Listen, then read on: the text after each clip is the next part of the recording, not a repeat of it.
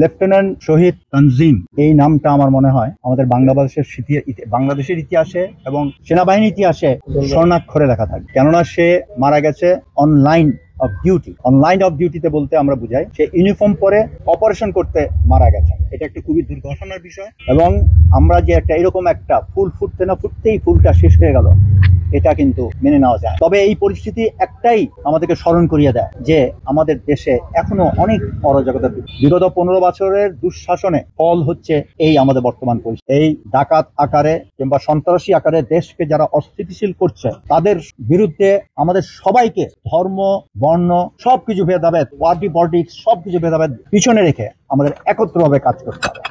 আমাদের এই অন্তর্বর্তীকালীন যে সরকার দ্বিতীয় বিপ্লব, দ্বিতীয় স্বাধীনতা পরে এসছে, একে কোনো মতে ফেল করা যাবে এবং এখানে আমাদের সবাইকে সহযোগিতা করতে হবে যাতে আমরা চিরতরে যে বাংলাদেশে যাতে আর কোনো সময় ফ্যাসিবাদী সরকার না উঠতে হতে পারে সেই চেষ্টা করতে হবে। আমি ব্যক্তিগতভাবে মনে করি যদি সেনাবাহিনীকে আমরা ডিপলিটিসাইজ করতে পারি এবং আমরা ইলেকশন কমিশনকে যদি স্বাধীন করতে পারি এন্ড ট্রান্সপারেন্ট করতে পারি, এই দেশে কোনো সময় আর ফ্যাসিস্ট সরকার আর জন্ম নিবে না। এই দুইটা ইনস্টিটিউশন আমরা ঠিক করতে পারলেই কিন্তু ইনশাল্লাহ বাংলাদেশের মধ্যে থাকবে এবং আমরা ক্রমাগত অগ্রসর হব। আমাদের দেশের অত্যন্ত পোটেনশিয়াল। ডক্টর ইউনূসের নেতৃত্বে আপনারা কালকে দেখেছেন জাতিসংঘে উনি কয়েকটা দিনের জন্য গেছেন, উনি কিভাবে বিভিন্ন দেশের রাষ্ট্রপ্রধানরা ওনার সাথে দেখা করার জন্য উঠে পড়ে লেগেছেন। এইটা আমাদের গর্বের বিষয়। আমরা যদি একত্র হতে পারি এই দেশকে আমরা আকাশচুম্বী করতে পারবো। জনগণ সবাই একত্রিত হন, এই সময় দেশকে গড়ে তুলুন, এটাই আমার বার্তা। ডাকাত বলেন, সন্ত্রাসী বলেন, যে একজন মানুষকে মারতে পারে সেনাবাহিনীকে হাতে বলে, তাহলে বুঝে মানে সে কত ডেঞ্জারাস সন্ত্রাস। এবং এটা কিন্তু আমাদের সমাজে কোথায় লুকিয়ে আছে রন্ধ্রে রন্ধ্রে, এটা আমাদের সবাইকে সচেতন হবে। আমার ঘরের পিছনেও যে একজন সন্ত্রাসী, এটা আমরা হয়তো অনেকে জানি না।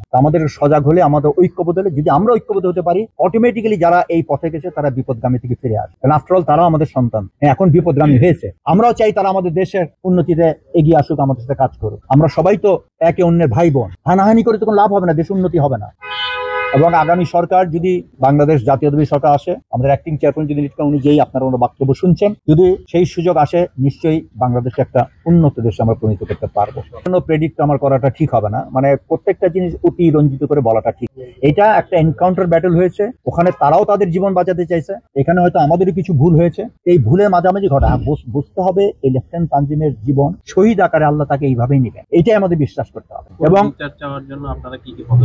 আমরা পদক্ষেপ, সেনাবাহিনী অবশ্যই পদক্ষেপ নিচ্ছে। আমরা যতদূর জানি এটা নারী নক্ষত্র বের করার জন্য অল এজেন্সিজ আমাদের একটু ধৈর্য ধরতে হবে এবং ইনশাল্লাহ এটা আসে। এবং এসবের দ্রুত বিচার এবং ক্রিমিনালকে ধরার মাধ্যমেই কিন্তু আমরা ভবিষ্যতে যারা এরকম করার চিন্তা করে তাদেরকে প্রতিহত করতে পারি।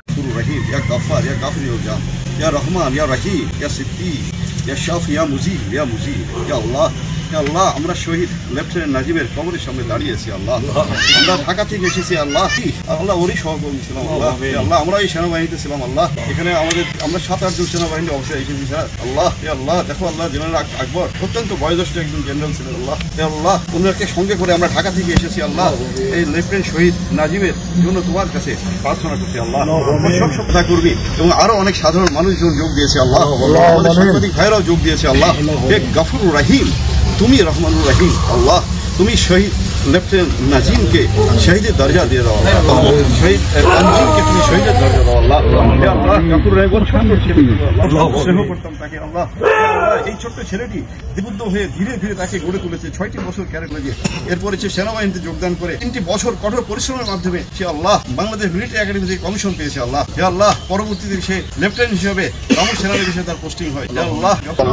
হে আল্লাহ, তার যে সংশপ্ত পরিবার, তাদেরকে এই কষ্ট সহ্য করার মতো মন মানসিকতা তুমি দিয়ে দাও। আল্লাহ, হে আল্লাহ, তাদের বাবা মা ভাই, আল্লাহ, হে আল্লাহ, এ দেশবাসীকে যেন লেফটেন্যান্ট তানজিমের জন্য যেন প্রার্থনা করতে পারে সুযোগ করে দেবো। আল্লাহ, হে আল্লাহ, দেশের সমস্ত মানুষ যেন একত্রিত হয়ে শুধু তার জন্য প্রার্থনা। আল্লাহ, আর এই অবদান সুযোগ তুমি করে দেবো। আল্লাহ, আর যে সন্ত্রাসীরা তাকে হত্যা করেছে, আল্লাহ, নিশ্চয়ই বাংলাদেশ সেনাবাহিনী অত্যন্ত শক্তিশালী। আল্লাহ, সেনাবাহিনী আল্লাহ তোমারই রহমতে এই সেনাবাহিনী এভাবে দেশপ্রেমে উদ্বুদ্ধ হয়ে গড়ে উঠেছে। আল্লাহ, ভবিষ্যতে বাংলাদেশের জন্য করতে সাহায্য করবে। আল্লাহ, আল্লাহ, তুমি তানজিমের এই উৎসর্গকে তারই অংশ হিসেবে গ্রহণ করো। আল্লাহ, আল্লাহ, তুমি আমাদের সকলকে নিরাপদ রাখো এবং তানজিমের মতো জীবন উৎসর্গ করার মতো আমাদের এমন ঈমান তুমি আমাদের সকলকে দাও। আল্লাহ, রব্বানা আতিনা ফিদ দুনিয়া হাসানাতাও ওয়া ফিল আখিরাতি হাসানাতাও ওয়া কিনা আযাবান নার।